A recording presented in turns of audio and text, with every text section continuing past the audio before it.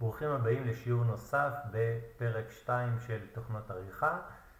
בשיעור הזה הוא לא היה מתוכנן מלכתחילה, אבל רציתי להראות לכם אפשרות נוספת למקרה ואתם רוצים תוכנת עריכה שהיא לא קאפקט והיא חינמית.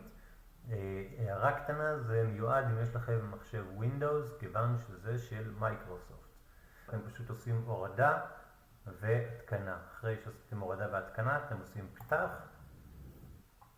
וצור סרטון וידאו חדש, וזה די דומה מבחינת תוכנת עריכה, זה אותו דבר. פה יש לכם את שם הפרויקט, פה אתם מוסיפים מדיה, יש לכם פה אפשרות של הקלט וצור, שבעצם אתם מקליטים מסך, מצלמה, מה שאתם רוצים. ספריית תוכן, גם כן אותו דבר, יש לכם פה צורות, מוזיקה, מדבקות, סרטונים, הכל. אתם יכולים לחקור פה את כל הנושא. כמו שאתם רואים, יש פה את כל הדברים האלה. יש פה תבניות, גם כן אם אתם רוצים להתחיל מאיזושהי תבנית מסוימת, יש לכם פה אפשרות להוסיף טקסט, מעברים. בואו נראה קצת יותר. ייבא מדיה, בואו נניח שאנחנו רוצים לייבא את זה ואת זה נניח, ואנחנו מוסיפים את זה לציר הזמן. ציר הזמן עובד פה בדיוק כמו בקאפקט, מוסיפים פה טקסט, שמה, הכל עובד אותו דבר. הכפתור של חיתוך נמצא פה על המספריים. יש פה פיצ'ר נחמד שלא ראיתי אותו בקאפקט, אבל אני לא חושב שהוא כזה מהותי, שבעצם מאפשר לכם, אם נגיד אתם עושים סרטון הדרכה ואתם מדברים ויש בו שתיקות וכל מיני כאלה, אז אתם לוחצים פה וזה בעצם חותך את כל השתיקות. הוא מציע לכם את האזורים שבהם לפי דעתו אפשר לחתוך.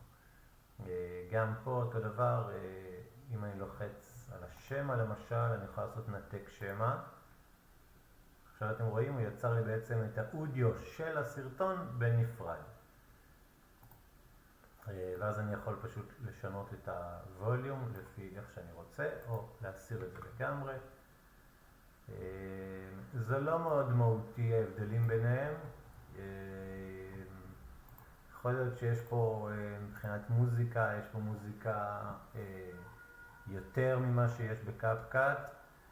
אני לא יודע, לא בדקתי, לא עשיתי השוואה לגמרי, אבל כן כדאי שתכירו את האפשרות הזאת למקרה ואתם רוצים איזושהי מוזיקה למשל שאתם לא מוצאים אותה בקאפקט, או שבקיצור אתם יכולים בעצם לעשות צירוף ולעבוד עם שתי התוכנות במקביל כדי לקחת את הטוב שבשני העולמות. לצורך העניין כיתוביות, אני חושב שהכיתוביות של קאפקט הרבה יותר טוב, ובעוד הרבה מאוד דברים לקאפקט יש יותר אפשרויות, ולכן אני כן ממליץ ללכת עם קאפקט, אבל רציתי שתכירו את התוכנה הזאת למקרה ותרצו.